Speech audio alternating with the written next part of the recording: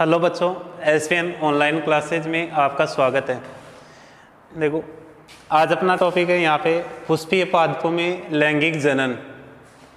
पुष्पीय पादप का मतलब होता है जो एंजियोस्पर्म के जो सदस्य होते हैं, एंजियोस्पर्म के जो सदस्य होते हैं, इन्हें फ्लोरिंग प्लांट के अंदर या फिर पुष्पीय पादपों के अंदर शामिल किया गया है।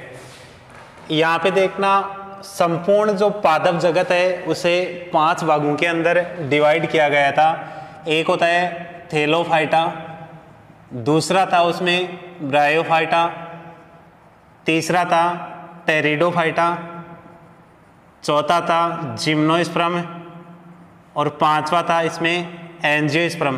तो एंजियोस्पर्म के जो सदस्य हैं उनके अंदर यहाँ पर जनन की क्रिया पड़नी है।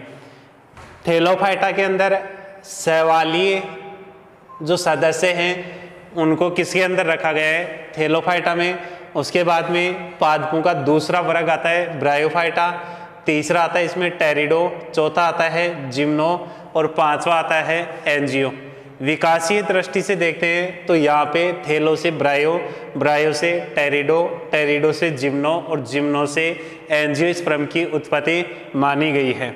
तो यहाँ पर केवल अपन पढ़ेंगे एंजियोस्पर्म में या फिर जो पुष्पीय पादप है उनके अंदर जनन की क्रिया का अध्ययन। मानव जनन के अंदर आपको जनन की परिभाषा बताई थी कि जनन किसे कहते हैं। वहाँ यहाँ पर दोबारा परिभाषा देखना, जीवों में अपने समान संतान उत्पन्न करने की या फिर संतति उत्पन्न करने की जो क्षमता होती है उस क्षमता को जनन कहते हैं। कोई भी जीव है उसके अंदर यहाँ पर अपने समान संतान उत्पन्न करने की जो क्षमता होती है उस क्षमता को क्या कहेंगे? यहाँ पर जनन कहते हैं। देखो, यहाँ पे जीव के जन्म, वृद्धि, जनन और उसकी प्राकृतिक मृत्यु तक का जो काल होता है उस काल को जीवन काल के नाम से जाना जाता है। कोई भी जीव है उसके जन्म से, उसके बाद में उसकी शारीरिक वृद्धि, उसके पश्चात उसमें जनन की क्रिया और अंतिम आता है उसकी प्राकृतिक मृत्यु। यहाँ तक का जो काल होता है या टाइम होता है उस टाइम को क्या बोलते हैं? जीवन काल के नाम से जाना जाता है। फिर आता है यहाँ पे जो पुष्पीय पादप है, पादपों के अंदर जो जनन की क्रिया है इसे 2 भागों के अंदर बांटा गया है, या फिर जीवों के अंदर जो जनन की क्रिया है इसे 2 भागों के अंदर डिवाइड किया गया है। एक होता है यहाँ पे एसेक्सुअल रिप्रोडक्शन और दूसरा आता है सेक्सुअल रिप्रोडक्शन, अलैंगिक जनन और लैंगिक जनन। अलैंगिक जनन का मतलब होता है ऐसा जनन जिसके अंदर एक ही जीव भाग लेता है, एक ही जीव भाग लेता है, उस जनन को क्या कहेंगे? यहाँ पर अलैंगिक जनन कहते हैं। यहाँ पर उत्पन्न जो संतति होती है, उत्पन्न संतति को यहाँ पर क्लोन के नाम से जाना जाता है। क्लोन क्यों कहते हैं? क्योंकि संतति आनुवांशिकी व आकारिकी के आधार पर अपने जनक के समान होती है, इसलिए संतति को क्लोन के नाम से जाना जाता है। देखो, 2 प्रकार का जनन है, एक है एसेक्सुअल रिप्रोडक्शन और दूसरा है सेक्सुअल रिप्रोडक्शन। एसेक्सुअल रिप्रोडक्शन का मतलब है कि यहाँ पर जनन के अंदर केवल एक ही जीव भाग ले रहा है और यहाँ पर जो संतति होगी उसे क्लोन के नाम से जाना जाता है। अब क्लोन क्यों कहते हैं? क्योंकि उत्पन्न जो संतति होती है ये आनुवंशिकी व आकारिकी के आधार पर अपना जो जनक होता है उसके समान होगी, इसलिए संतति को किस नाम से जाना जाता है? क्लोन के नाम से जाना जाता है। फिर आता है यहाँ पर जो अलैंगिक जनन है, इसके अंदर इसके प्रकार आते हैं, जैसे विखंडन हो गया, अलैंगिक जनन की क्रिया विखंडन के द्वारा, दूसरी आती है मुकुलन द्वारा, तीसरी आती है इसमें बीजाणु द्वारा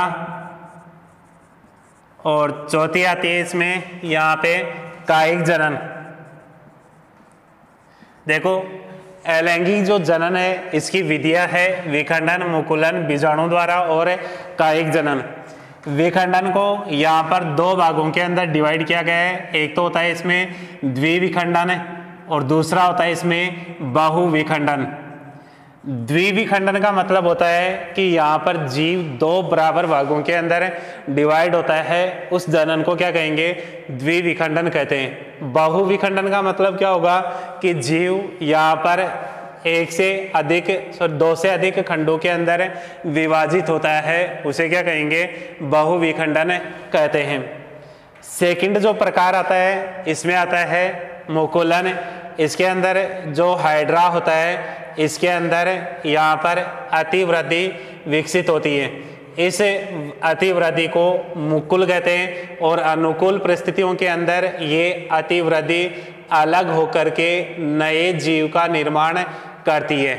जो अतिवृद्धि होती है उस अतिवृद्धि को तो क्या बोलते हैं, मुकुल कहते हैं, और मुकुल अलग होकर के नई संतति का निर्माण करता है। इस संपूर्ण क्रिया को क्या कहेंगे, मुकुलन कहते हैं।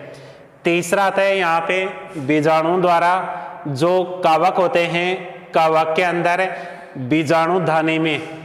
बीजाणुधानी के अंदर बीजाणु बनते हैं और ये बीजाणु अंकुरित होकर के नए यहाँ पर कवक का निर्माण करते हैं, उसे बीजाणु द्वारा जनन के नाम से जाना जाता है। चौथा आता है यहाँ पे कायिक जनन। कायिक जनन को भी दो भागों के अंदर डिवाइड किया गया है। एक होता है इसमें कृत्रिम और दूसरा आता है इसमें प्राकृतिक कायिक जनन। कृत्रिम का मतलब होता है मानव के द्वारा यहाँ पर पादपों के अंदर किस्म सुधार की क्रिया करवाई जाती है, उसे कृत्रिम अलैंगिक या फिर कायिक जनन के नाम से जाना जाता है। प्राकृतिक का मतलब प्रकृति के अंदर स्वतः ही यहाँ पर कायिक भागों के द्वारा जनन की क्रिया संपन्न होगी, उसे प्राकृतिक कायिक जनन कहते हैं। इसे भी तीन भागों के अंदर जड़ द्वारा, तने द्वारा और पत्तियों के द्वारा।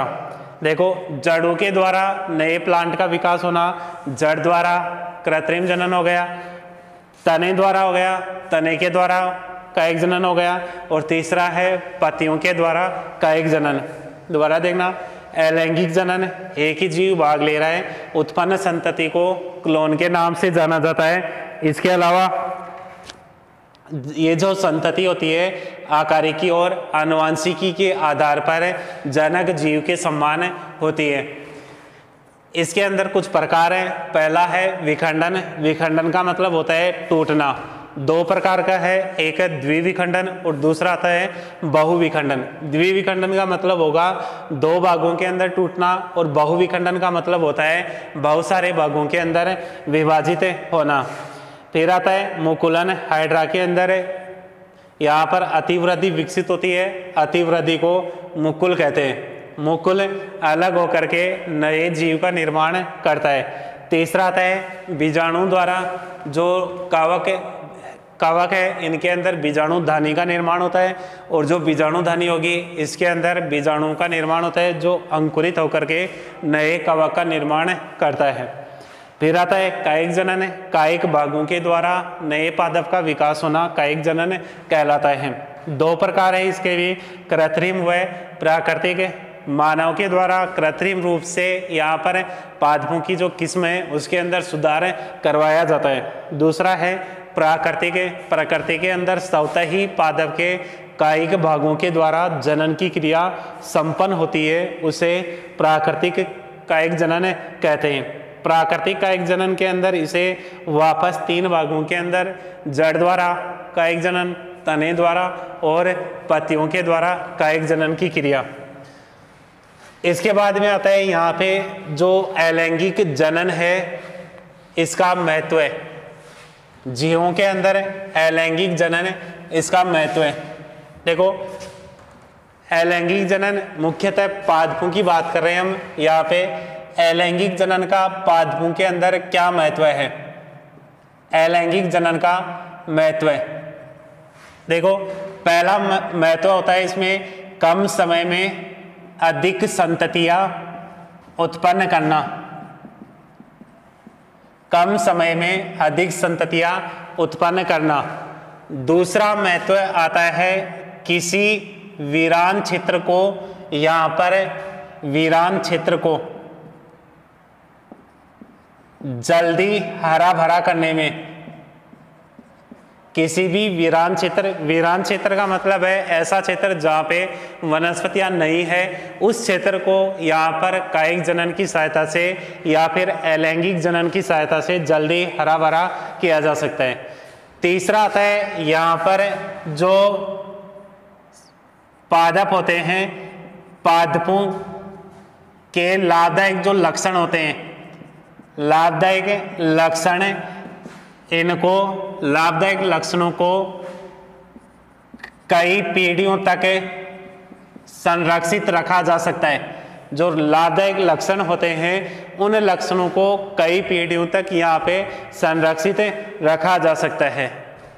देखो अलैंगिक जनन का महत्व है, एक तो कम समय में यहाँ पर अधिक संततियाँ उत्पन्न करना, दूसरा है किसी वीरान क्षेत्र को यहाँ पे जल्दी हरा भरा करना, पादप के जो लाभदायक लक्षण है उसको कई पीढ़ियों तक यहाँ पर संरक्षित रखा जा सकता है। इसके अलावा यहाँ पर जो संततियाँ प्राप्त होती है, शुद्ध संततियाँ प्राप्त होगी।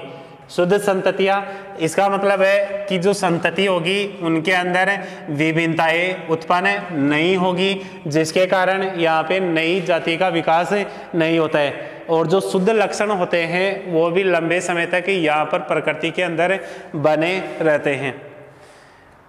इसके बाद में आता है यहाँ पे लैंगिक जनन।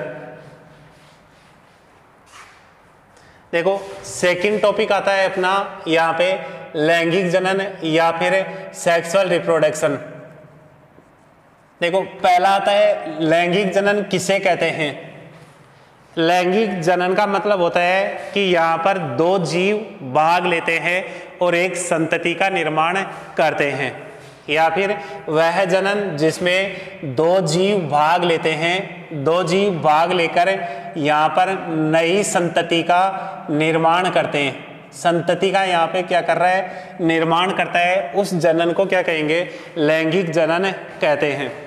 अब देखो दो जीव, ठीक है, दो जीव कैसे हो गए, यहाँ पे नर और मादा, ये आपस में यहाँ पर नई संतति का निर्माण करने के अंदर सक्षम होते हैं।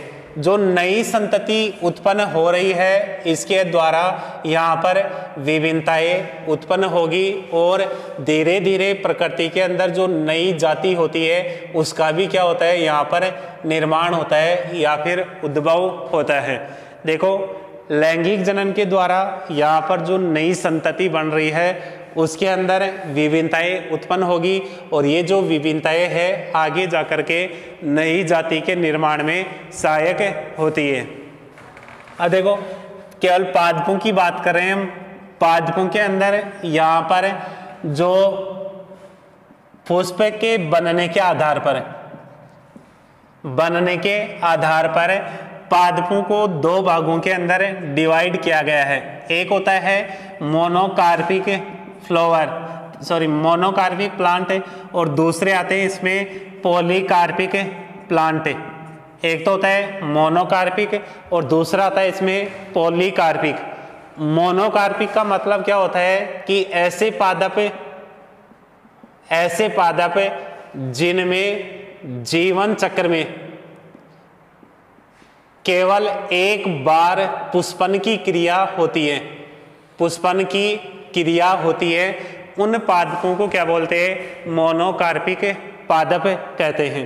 ऐसे पादप जिनके जीवन चक्र में केवल एक बार वहाँ पे फ्लावर बनता है, उन पादपों को क्या कहेंगे, मोनोकार्पिक पादप कहते हैं।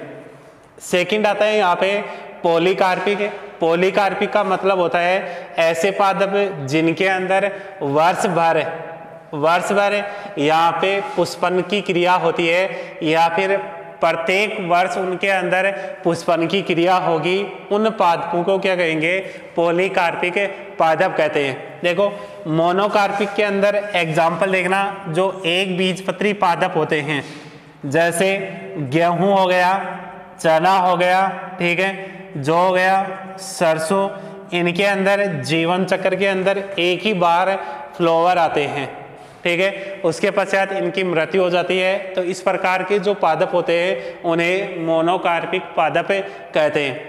दूसरा आता है पॉलीकार्पिक, यानी कि प्रत्येक वर्ष इनके अंदर फ्लोरिंग होती है या फिर पुष्प आते हैं, उन पादपों को यहाँ पे क्या कहेंगे, पॉलीकार्पिक पादप कहते हैं। जैसे आम हो गया, नींबू हो गया, संतरा हो गई, और भी जो पादप आते हैं फल वाले, उनके अंदर प्रत्येक वर्ष इनके अंदर पुष्पन की क्रिया होती है और यहाँ पर जो फल वगैरह होते हैं या फिर संततियाँ होगी या जो बीज होते हैं उनका निर्माण होता रहता है। तो इस प्रकार के पादपों को क्या कहेंगे, पॉलीकार्पिक पादप कहते हैं। अब देखना यहाँ पे मैन आपका स्टार्ट होता है पुष्पीय पादपों में लैंगिक जनन, इसके अंदर मैन आपका स्टार्ट होता है सबसे पहले पुष्प या फिर फ्लावर। फ्लावर किसे कहते हैं, देखो फ्लावर का मतलब होता है यहाँ पर जो रूपांतरित परव है, रूपांतरित परव है, इसे क्या कहेंगे, फ्लावर कहते हैं। पादप का जो रूपांतरित परव है तंत्र है, उस तंत्र को क्या कहेंगे, फ्लावर कहते हैं। अब देखना जो फ्लावर है इसके अंदर पादप के सेक्स ऑर्गन उपस्थित होते हैं। पादप के क्या पाए जाते हैं, सेक्स ऑर्गन। सेक्स ऑर्गन के अंदर यहाँ पे दो प्रकार के सेक्स ऑर्गन होते हैं, एक तो होता है पुंकेसर और दूसरा होता है इसमें स्त्री केसर। दो सेक्स ऑर्गन होते हैं, पुंकेसर व स्त्री केसर। पुंकेसर यहाँ पे नर जननांग के रूप में उपस्थित होगा, जबकि स्त्री केसर मादा जननांग के रूप में उपस्थित होता है। पादप में देखना पुंकेसर तो कैसा होता है, नर जननांग, और जो स्त्री केसर है ये मादा जननांग के रूप में पाया जाता है। इसमें यहाँ पे जो फ्लावर होते हैं ये यहाँ पे एक लिंगी व द्विलिंगी प्रकार के होते हैं। फ्लावर किस प्रकार के होते हैं, एक लिंगी व द्विलिंगी फ्लावर। एक लिंगी फ्लावर का मतलब होता है ऐसे फ्लावर जिनमें केवल एक ही जननांग या तो पुंकेसर होगा या फिर स्त्री केसर होता है, उन पुष्पों को क्या कहेंगे, एक लिंगी पुष्प कहते हैं। ऐसे फ्लावर जिनके अंदर केवल एक ही सेक्स ऑर्गन, एक सेक्स ऑर्गन का मतलब है या तो उनके अंदर यहाँ पे पुंकेसर उपस्थित होगा या फिर उनके अंदर स्त्री केसर उपस्थित होता है, उन पुष्पों को क्या कहेंगे, एक लिंगी पुष्प कहते हैं। द्विलिंगी का मतलब होता है ऐसे पुष्प जिनके अंदर एक ही फ्लावर के अंदर पुंकेसर व स्त्री केसर दोनों उपस्थित होते हैं, दोनों यहाँ पर उपस्थित होते हैं, उन पुष्पों को क्या कहेंगे, द्विलिंगी पुष्प कहते हैं। दोबारा देखना, जो पादप जो फ्लावर है उसके अंदर उपस्थित सेक्स ऑर्गन के आधार पर जो फ्लावर है दो प्रकार के होते हैं, एक होता है एक लिंगी फ्लावर और दूसरा होता है द्विलिंगी फ्लावर। एक लिंगी का मतलब होता है यहाँ पर पुंकेसर और स्त्री केसर में से केवल एक भाग फ्लावर के अंदर पाया जाता है। द्विलिंगी का मतलब होगा पुंकेसर और स्त्री केसर दोनों फ्लावर के अंदर पाए जाते हैं, उन्हें द्विलिंगी फ्लावर कहते हैं।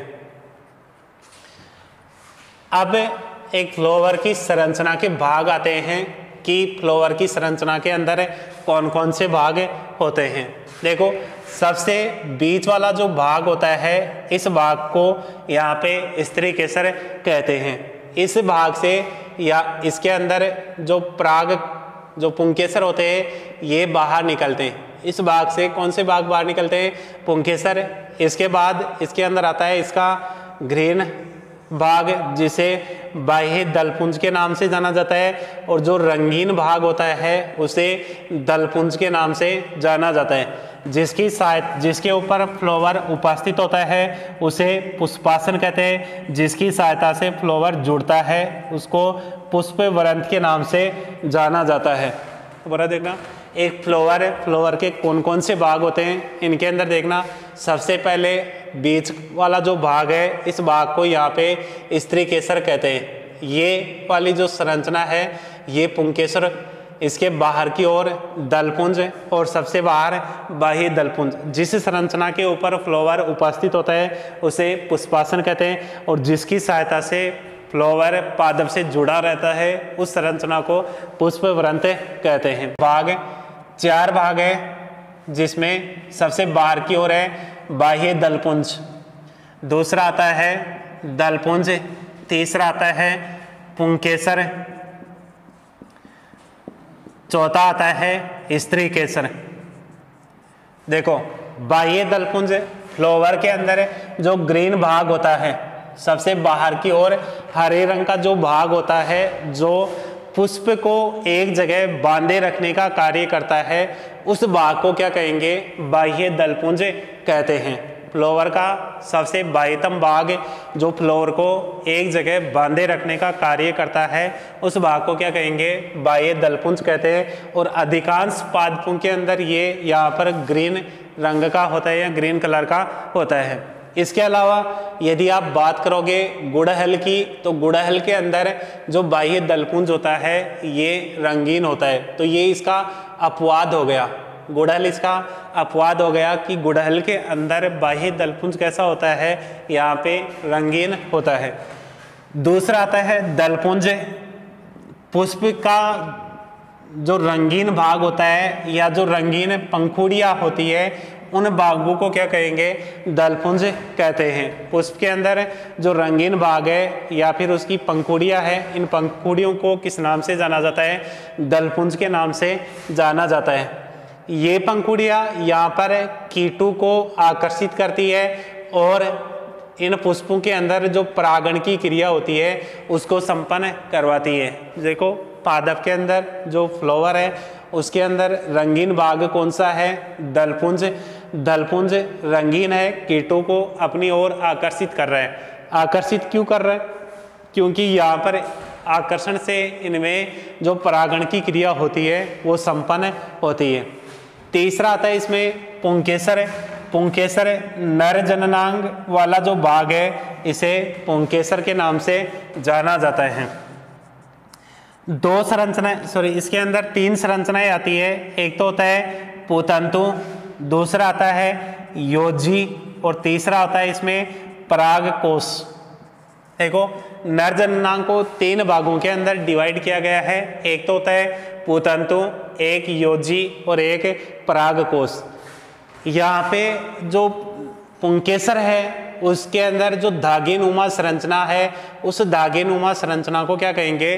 पुतंतु कहते हैं। और पुतंतु कार्य क्या कर रहा है? परागकोश को पुष्प से जोड़ने का कार्य करता है।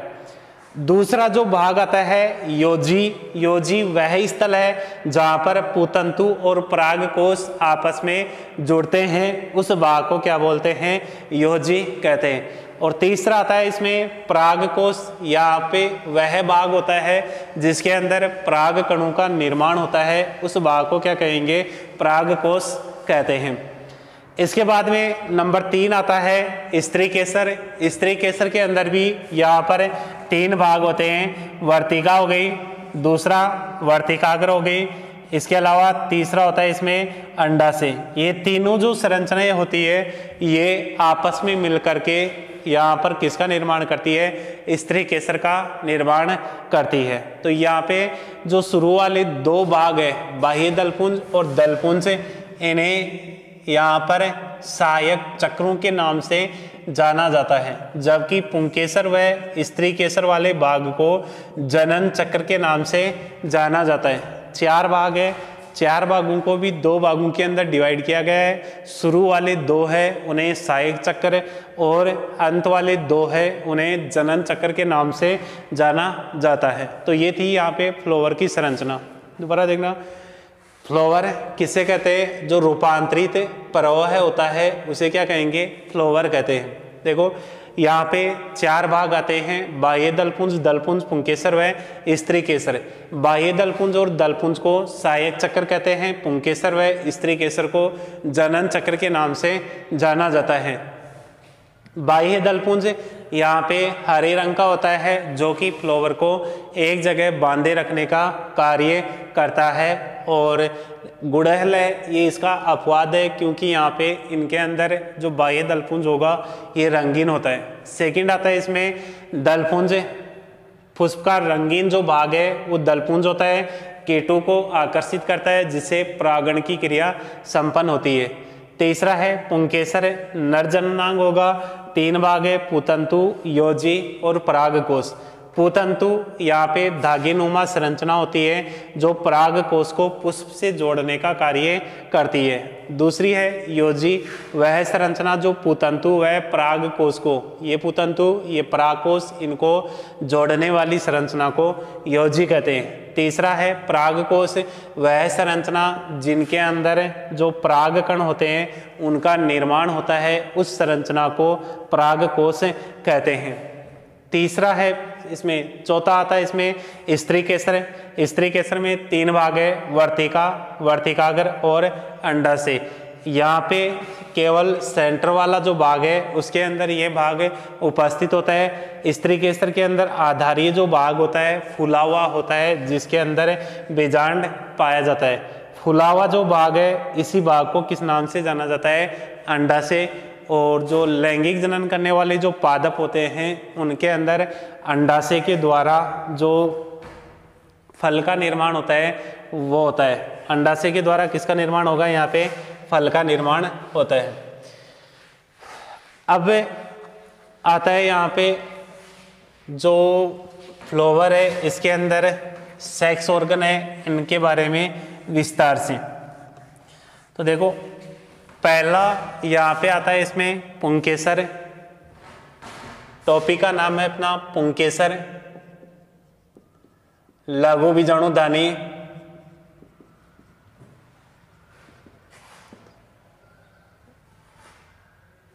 देखो पहला टॉपिक है यहाँ पे पुंकेसर, लघु बीजाणुधानी व परागकण।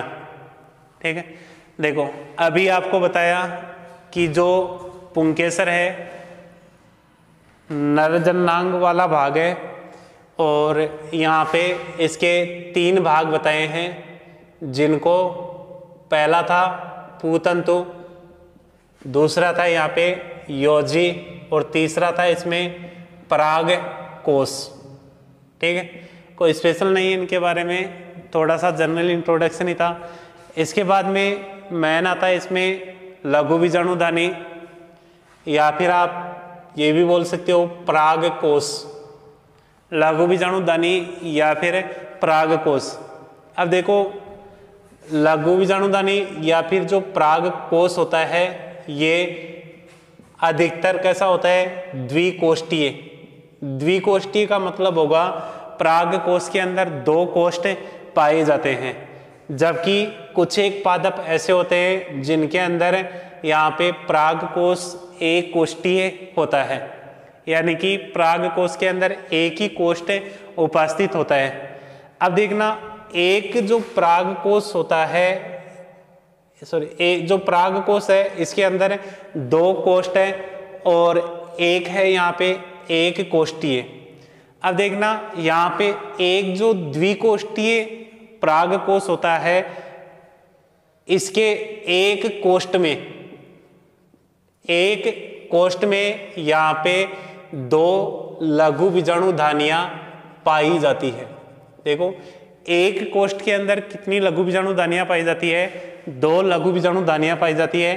तो 2 कोष्ठ है तो टोटल यहाँ पर द्विकोष्ठी जो द्विकोष्ठी परागकोश है उसके अंदर 4 लघु बीजाणुधानियां उपस्थित होगी। दूसरा है एक कोष्ठीय, एक कोष्ठ के अंदर 2 उपस्थित है, तो इसके अंदर यहाँ पर 2 लघु बीजाणुधानियां उपस्थित होगी। दोबारा देखना, परागकोश एक कोष्ठीय और द्विकोष्ठीय होते हैं। एक कोष्ठ के अंदर 2 लघु बीजाणुधानियां होती है तो द्विकोष्ठीय के अंदर कितनी हो जाएगी? 4 लघु बीजाणुधानियां उपस्थित होगी। इसके अलावा यहाँ पे जो द्विकोष्ठीय है, अभी बताया कि अधिकांश जो सदस्य होते हैं उनके अंदर किस प्रकार की होती है? द्विकोष्ठीय। लेकिन आपका जो मालवेसी कुल है, मालवेसी कुल, इसके अंदर जो परागकोश होते हैं ये एक कोष्ठीय होता है। परागकोश कैसा होगा? एक कोष्ठीय। एक कोष्ठी का मतलब यहाँ पर 2 लघु बीजाणु दानियां बनती है। एग्जाम्पल बता सकते हो आप, गुड़हल हो गया, भिंडी हो गई, इसके अलावा यहाँ पे कपास आदि के जो सदस्य होते हैं इनके अंदर परागकोश एक कोष्ठीय होता है।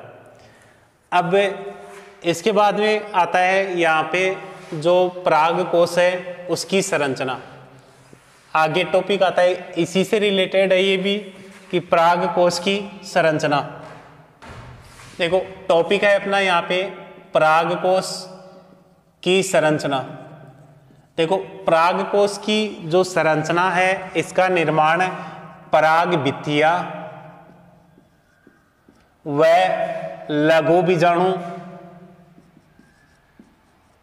लघु बीजाणु जन उत्तक द्वारा होता है। देखो जो परागकोश है इसकी संरचना का निर्माण किसके द्वारा होता है? परागभित्तियों की सहायता से, इसके साथ ही लघु बीजाणुजन उत्तक के द्वारा इसका निर्माण होता है। देखो परागभित्तियों को यहाँ पे 4 भागों के अंदर डिवाइड किया गया है। पहली आती है इसमें एपिडर्मिस, सेकंड आती है इसमें एंडोथीसियम, थर्ड आती है इसमें मिडिल लेयर और फोर्थ आती है इसमें टेपेटम। देखो परागभित्तियां इसे 4 कैटेगरियों के अंदर बांटा गया है। सबसे बाहर की ओर कौन सी पाई जाती है? एपिडर्मिस, उसके नीचे एंडोथीसियम, नंबर 3 मिडिल लेयर और नंबर 4 टेपिटम। देखो एपिडर्मिस जो परागकोश है इसकी बाह्यतम परत होती है जो कि एकल परत के रूप में उपस्थित होती है। एपिडर्मिस सिंगल लेयर के रूप में बाह्यतम परत के रूप में उपस्थित होती है। दूसरा आता है एंडोथीसियम। एंडोथीसियम एपिडर्मिस के नीचे की ओर, एपिडर्मिस के नीचे की ओर उपस्थित जो परत होती है इस परत को क्या कहेंगे? एंडोथीसियम कहते हैं। एपिडर्मिस के नीचे की ओर जो परत पाई जाती है उस परत को किस नाम से जाना जाता है? एंडोथीसियम के नाम से जाना जाता है। ये जो परत होती है इस परत की जो कोशिकाएं होती है ये आर्द्रताग्राही होती है। किस प्रकार की होती है? आर्द्रताग्राही। क्यों होती है? क्योंकि इसकी जो कोशिकाएं होती है उनके ऊपर एल्फा सेलुलोज का निक्षेपण पाया जाता है। इसकी कोशिकाओं के ऊपर किसका निक्षेपण पाया जाता है? एल्फा सेलुलोज का निक्षेपण पाया जाता है, जिसके कारण कोशिकाओं की प्रकृति कैसी हो गई? आर्द्रताग्राही। लेकिन एंडोथीसियम की कुछ कोशिकाएं जिनके ऊपर निक्षेपण नहीं पाया जाता है, एंडोथीसियम की कुछ कोशिकाएं जिनके ऊपर निक्षेपण नहीं पाया जाता है उसे ओस्टियम कोशिकाएं कहते हैं। उन्हें क्या कहेंगे? ओस्टियम कोशिकाएं कहते हैं। देखो एंडोथीसियम एपिडर्मिस के नीचे की ओर उपस्थित होती है। इसकी जो कोशिकाएं होती है आर्द्रताग्राही प्रकृति की होती है। क्यों हो रही है? क्योंकि इनकी कोशिकाओं के ऊपर एल्फा सेलुलोज का निक्षेपण पाया जाता है। साथ ही इसकी कुछ कोशिकाएं ऐसी भी होती है जिनके ऊपर एल्फा सेलुलोज का निक्षेपण नहीं होता है। उन्हें स्टोमियम कोशिकाएं कहते हैं। उन्हें क्या कहते हैं? स्टोमियम कोशिकाओं के नाम से जाना जाता है। तीसरी जो परत आती है ये होती है मिडल लेयर। ये जो परत होती है 1 से 3 परतों से मिलकर बनी होती है और जो विकसित होने वाले जो लघु बीजाणु होते हैं उनको ये पोषण प्रदान करने का कार्य करती है। पोषण प्रदान करने का कार्य करती है। चौथा आता है इसके अंदर टेपिटम। सबसे आंतरिक परागभित्तियों के अंदर सबसे आंतरिक भाग होता है। परागभित्तियों के अंदर सबसे आंतरिक भाग होता है। इसका मुख्य कार्य यहाँ पर पोषण प्रदान करने का होता है या फिर जो लघु बीजाणु होते हैं इन्हें पोषण प्रदान करती है। ये जो कोशिकाएं है इन कोशिकाओं का कार्य कौन सा होता है यहाँ पे कि इन कोशिकाओं के द्वारा पोषण प्रदान करने का कार्य किया जाता है। टेपिटम इसे दो भागों के अंदर डिवाइड किया गया है। एक तो होती है अमीबीय और दूसरी होती है इसके अंदर स्रावी टेपिटम। अमीबीय टेपिटम का मतलब होता है इस टेपिटम की जो कोशिकाएं होती है नष्ट होकर के अपना जो स्राव होता है वो यहाँ पर लघु बीजाणु को प्रदान करती है या फिर लघु बीजाणु को पोषण उपलब्ध करवाने में करती है। देखो अमीबीय टेपिटम, इसके अंदर क्या होगा कि इन कोशिकाओं का जो स्राव होता है, अब स्राव कब करेगी, पहले ये कोशिकाएं खुद नष्ट होती है और इसके पश्चात जो स्रावित पदार्थ है वो स्रावित पदार्थ यहाँ पे लघु बीजाणुओं के द्वारा पोषण के रूप में काम में लिया जाता है।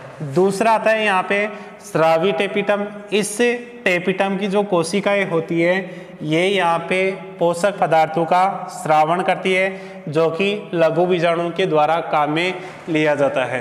देखना टेपिटम सबसे आंतरिक भाग है, मुख्य कार्य है इसका पोषण प्रदान करने का। अमीबीय और स्रावी दो प्रकार का टेपिटम है। अमीबीय यहाँ पर खुद नष्ट होकर के लघु बीजाणुओं को पोषण प्रदान कर रहे हैं। स्रावी जो टेपिटम है ये यहाँ पर स्रावी पदार्थ को यहाँ पे स्रावित करती है जो कि पोषक पदार्थ के रूप में लघु बीजाणुओं के द्वारा काम में लिया जाता है। सेकंड जो भाग आता है इसके अंदर लघु बीजाणु जन उत्तक है। इस लघु बीजाणु जन उत्तक के अंदर यहाँ पर लघु बीजाणु मात्र कोशिकाएं बनती है। लघु बीजाणु मात्र कोशिकाएं बनती है। इन कोशिकाओं के अंदर अर्धसूत्री विभाजन होता है जिसके फलस्वरूप यहाँ पे लघु बीजाणु बनते हैं। किसका निर्माण होता है? लघु बीजाणुओं का निर्माण होता है। देखो दोबारा देखना, परागकोश की संरचना। परागकोश की जो संरचना है इसे दो भागों के अंदर डिवाइड किया गया है। एक है पराग भित्तियां और दूसरा आता है इसमें लघु बीजाणु जन उत्तक है। पराग जो भित्तियां है इन्हें वापस चार कैटेगरियों के अंदर एपिडर्मिस, एंडोथीसियम, मिडिल लेयर और टेपिटम इनके अंदर डिवाइड किया गया है। एपिडर्मिस सबसे बाह्यतम परत है और ये सिंगल लेयर के रूप में उपस्थित होती है। इसका यहाँ पे मुख्य कार्य क्या है? जो आंतरिक उत्तक होते हैं उनको सुरक्षा प्रदान करने का कार्य करती है। दूसरा आता है एंडोथीसियम, एपिडर्मिस के नीचे की ओर पाया जाता है। इसकी जो कोशिकाएं होती है उनकी प्रकृति आर्द्रताग्राही होती है। क्यों होती है? क्योंकि इनके ऊपर एल्फा सेलुलोज का निक्षेपण पाया जाता है। कुछ कोशिकाएं जिनके ऊपर एल्फा सेलुलोज का निक्षेपण नहीं पाया जाता है उन्हें स्टोमियम कोशिकाओं के नाम से जाना जाता है। फिर है मिडिल लेयर, 1 से 3 परतों से मिलकर बनी होती है। यहाँ पे लघु बीजाणुओं को पोषण प्रदान करती है। चौथा है इसमें टेपिटम, सबसे आंतरिक भाग है, मुख्य कार्य पोषण प्रदान करने का है। इसे दो भागों के अंदर डिवाइड किया गया है। एक होती है अमीबीय और दूसरी होती है स्रावी। अमीबीय का मतलब होता है कोशिकाएं नष्ट होकर के यहाँ पे लघु बीजाणुओं को पोषण प्रदान करती है, और स्रावी का मतलब होता है ये जो कोशिकाएं होती है यहाँ पे पदार्थों का श्रावण करती है, पोषक पदार्थों का श्रावण करेगी जो कि लघु बीजाणु यहाँ पर काम में लेते हैं। सेकंड भाग आता है यहाँ पे लघु बीजाणु जन उत्तक है। लघु बीजाणु मात्र कोशिकाएं उत्पन्न करेगा जिनके अंदर अर्धसूत्री विभाजन से यहाँ पर लघु बीजाणु का निर्माण होता है। एक आप डायग्राम के अंदर देखना चाहो तो इसका जो डायग्राम होता है वो इस प्रकार का होगा कि ये देखो सबसे बाहर की ओर आपको क्या बनाना है, इसमें एपिडर्मिस, ऊपर नीचे यहाँ पे एपिडर्मिस का निर्माण करना है। इसके पश्चात यहाँ पे नीचे एंडोथीसियम का निर्माण हो जाएगा।